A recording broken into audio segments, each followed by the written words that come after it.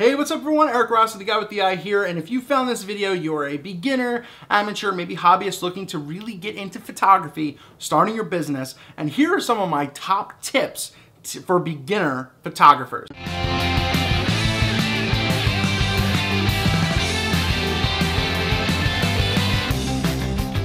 Top tip number one, that is investing in yourself. Now, I'm not talking about gear here, I'm talking about how you want to learn and what you want to learn for what you want to shoot. It's a lot of W's and what's and what. This is the big thing here. Once again, no gear talking in here, I'll cover that point next. But how do you want to learn? Do you want to do some free stuff? Do you want to learn online courses? Do you want to pay for some things?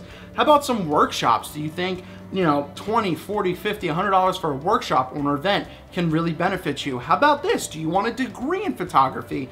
All this stuff should be really considered. How do you want to learn? Now, I did go myself. I went to school for TV and film and minored in marketing and everything like that. And I really kind of self-taught myself photography on a lot of free stuff like that. So keep that in mind. But a lot of people love the structured organization of how a school or degree and online course gives you. So think, how do you want to invest your time and your money?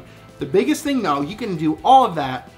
And if you don't learn the two biggest things of exposure and composition, your time would be absolutely just drug into the garbage. Top tip two, investing in gear. Now, just because a photographer says, or a pro photographer you follow on YouTube says that you need this gear with this gear, you need to spend $1,500, $1,000, $2,000, top of the line stuff, I wouldn't listen to them at all. I mean, hey, keep it in mind for down the road for 2 or 3 years when you've developed shooting, but just starting out, you don't need to spend a ton of money. And to be honest, just shooting with a lower end camera can really help. And once again, you're not breaking the bank.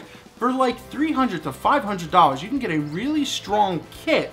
You know, DSLR, a lens, you know, the 18 to 55 lens or whatever, and maybe a prime lens, one of those, you don't zoom with it, like a 35 1.8 or 50, which I recommend 1.8 lens. It doesn't matter the system. So getting a smaller kit, you know, a more affordable kit starting out will benefit you more than spending, you know, prime money on something that you really don't know how to shoot yet. Build up from there. And as you're building, you'll learn lenses and faster glass, all that kind of stuff is really important. But then the next question is, what do you choose? Do you go DSLR? Do you go mirrorless? Do you know what I'm talking about? Canon or Nikon? I think it's easy to choose in regards to which DSLR you want, Nikon or Canon, because those are pretty much the two you're going to get thrown at when you go to your Best Buys or whatever local stores.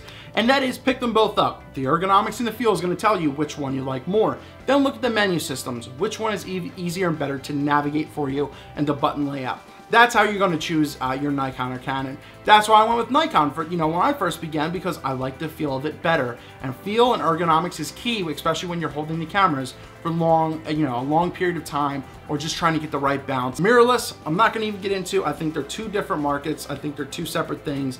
But for starting off, if you know someone or you want to learn someone who has a mirrorless camera, like Sony, Fuji, all that kind of stuff, absolutely don't be afraid to do that. Just starting out, don't confuse yourself a ton. Number three is your portfolio. How do you build it? The biggest thing you may hear from anyone is never ever do free photography, never do free work. It can really hurt your brand. You're doing a disservice to the industry. Well, what they're not telling you is, and what I did and all that kind of stuff is, when they first began, they shot and photographed for free. For free. Mainly because you need to build your portfolio. No one's going to pay for something that they don't know what talent you have. Do you have the eye for it? No one can know it or see it until you do it.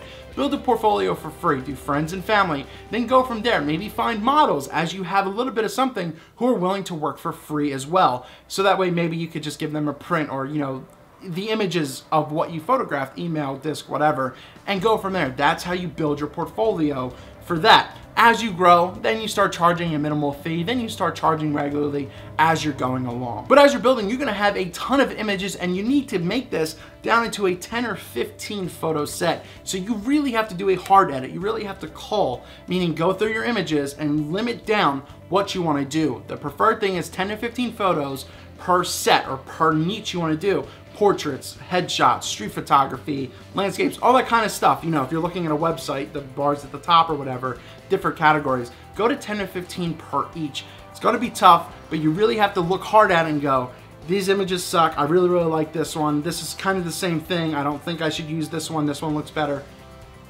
Do it. Last tip quickly, number 4 is branding and marketing. This isn't key right away because you're just learning how to shoot. You're really getting into it. You're starting your business. You're on the ground floor. You're still laying the concrete, you know, building the structure and everything like that. But as you grow along, this is something that's really crucial and important because it becomes you. It becomes your brand identity. So, you know, going down the line, the most important thing before that is networking.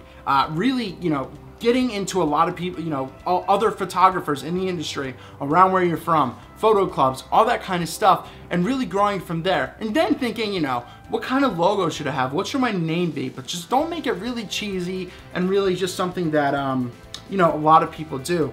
But once you have that, or once you're really trying to start growing, vlog, blog, write about it, share these photo shoots that you're doing or these stories that you have. This is what I do. This is my form of blogging. I like to vlog. I like to do it on YouTube because that's just my reach, and that's how I feel like I would have more of an expertise over just writing.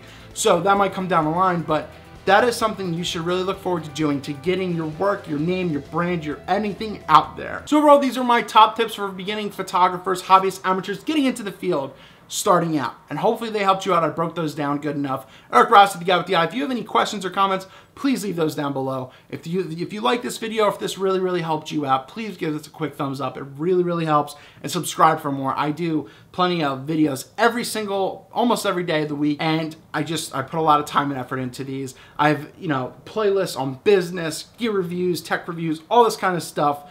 Questions and answers. Yeah, I don't know. I love this stuff. This is why I love doing it, and hopefully I helped you out.